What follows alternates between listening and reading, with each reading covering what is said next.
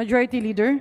Madam Speaker, I move to recognize the lady from ML Partylist, the Honorable Leila de Lima, to avail of the privileged hour. The distinguished and brilliant representative from ML Partylist is hereby recognized for her privileged speech, the Honorable Leila M. de Lima.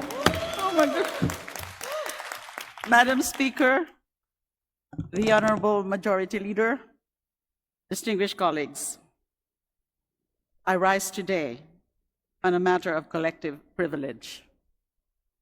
And I speak on behalf of Filipinos whose work takes them far from this chamber into waters where danger has become familiar and protection uncertain.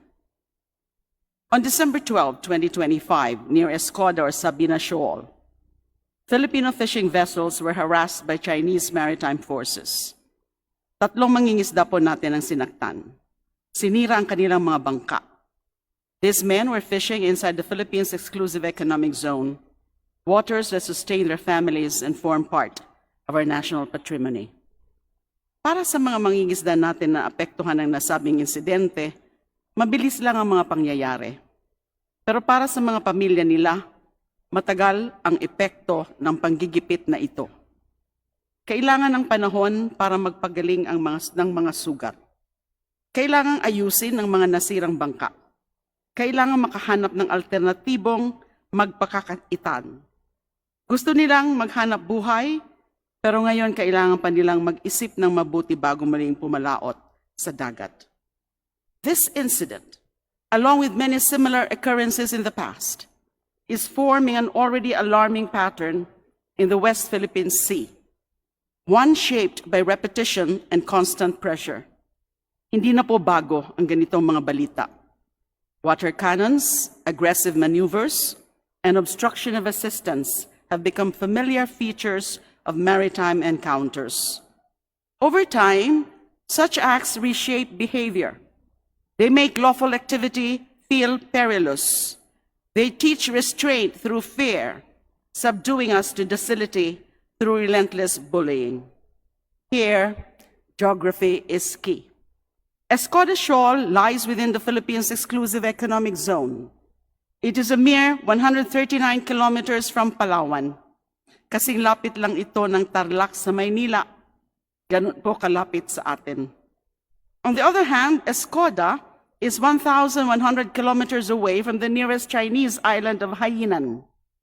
Under the United Nations Convention on the Law of the Sea, or UNCLOS, coastal states exercise sovereign rights over the use and protection of resources in their EEZ. In 2016, an international arbitral tribunal affirmed Philippines' sovereign rights over its EEZ in clear terms. It clarified maritime entitlements, upheld the rights of Filipino fishermen, and documented environmental harm caused by unlawful activities.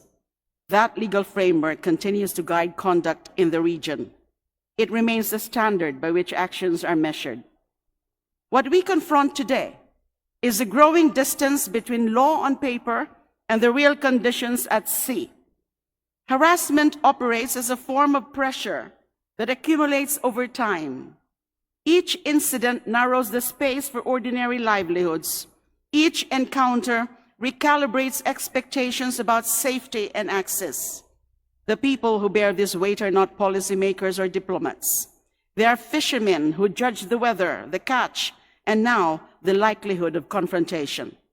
They are Coast Guard personnel who answer distress calls while navigating increasingly hostile environments. They are coastal communities whose economic survival depends on access to waters that grow harder to reach.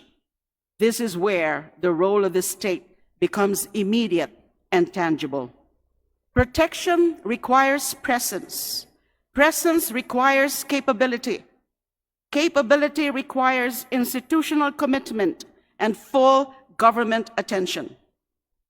China's actions, harassment, water cannons, ramming, blocking resupply, constitute gray zone coercion, calibrated to avoid open conflict while eroding Philippine control. The Philippine response must be multi-domain, layered, and sustained, not episodic or reactive.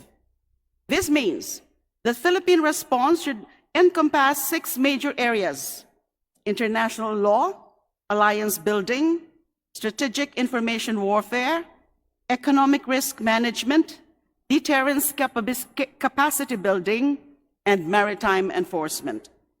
Aside from invoking the 2016 Arbitral Award, the Philippines must explore additional legal actions, including securing advisory opinions from international legal bodies and coordinated legal filings with other claimant states affected by China's 9-dash line. We must value and be ready to fully operationalize the Mutual Defense Treaty, MDT, with the United States, including clarity that attacks on Philippine public vessels and personnel in WPS trigger MDT provisions. We must expand EDCA site utilization for maritime domain awareness, logistics, and rapid response.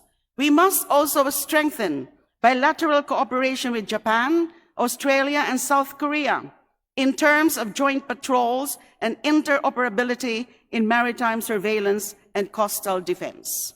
We need to continue the strategy of exposing and broadcasting far and wide China's harassment activities in real time, together and in coordination with allies to ensure message amplification. No rogue action of China should go without notice to the whole world. We must continue to show the international community the unlawful acts being committed on a regular basis by the Chinese Navy and Coast Guard. We should not over-rely on China's economy and its market for our trade and commerce.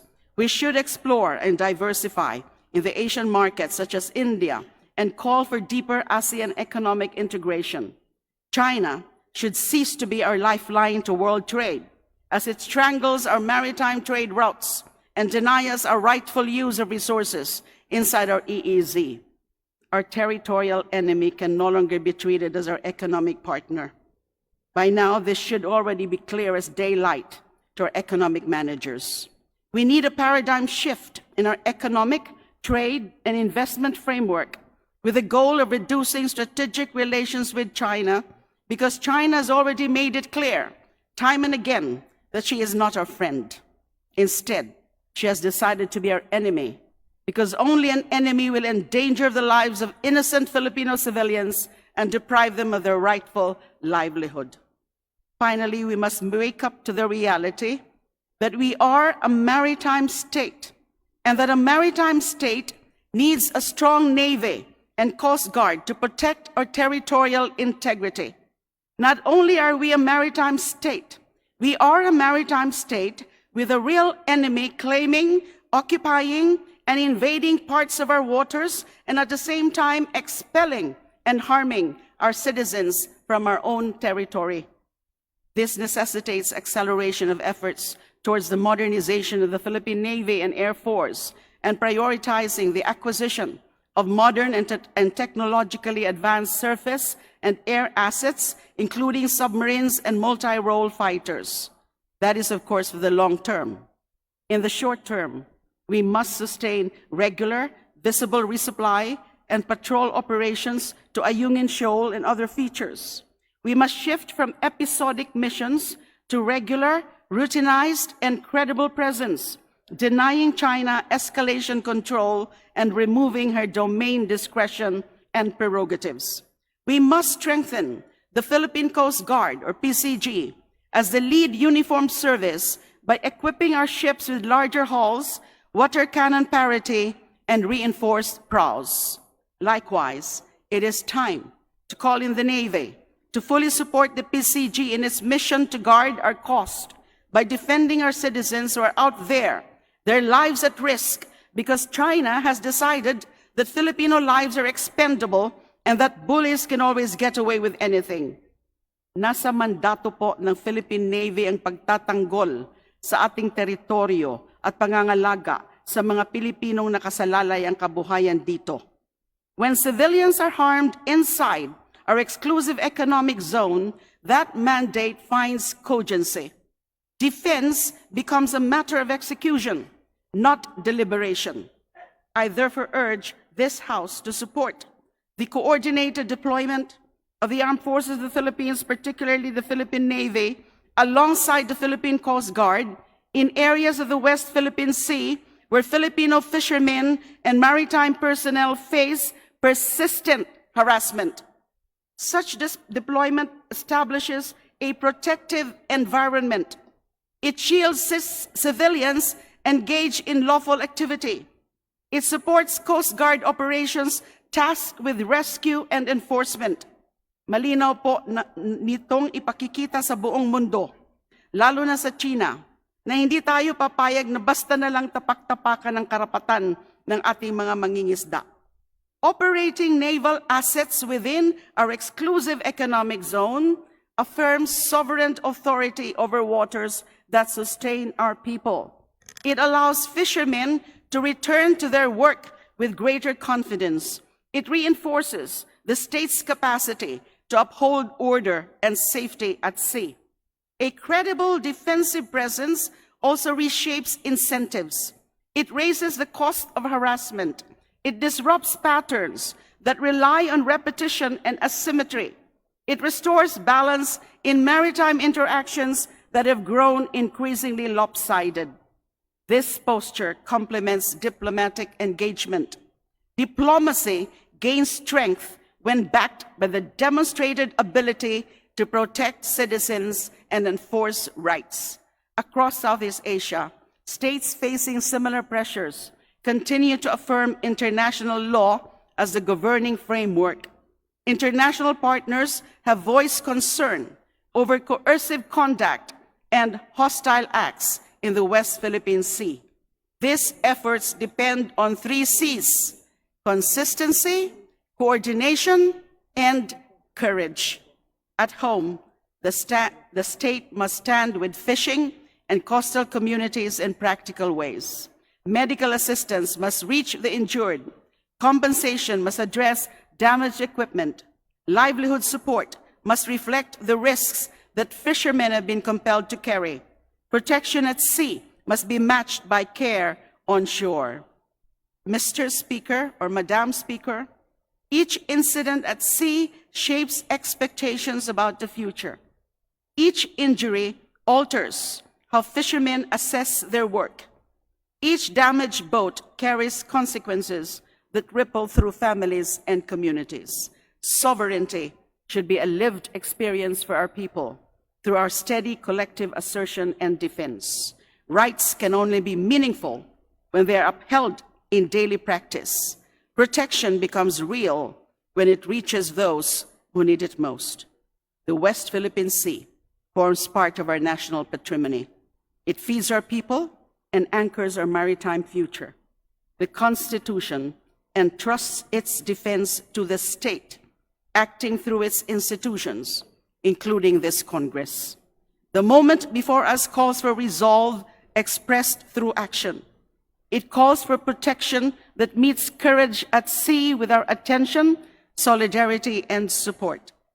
I ask this House, stand with the fishermen who were injured, with the communities that depend on the sea, armed with the conviction that Filipinos should be treated with dignity, their livelihoods deserving of our protection. Hayaan sana nating maitala na nang sinaktan ng ating mga mangingisda at nameligro ang kabuhayan ng ating mga kababayang nakaasa sa ating karagatan, ang kongresong ito ay tumindig at kumilos na kasama nila. Maraming salamat, Madam Speaker. Thank you very much.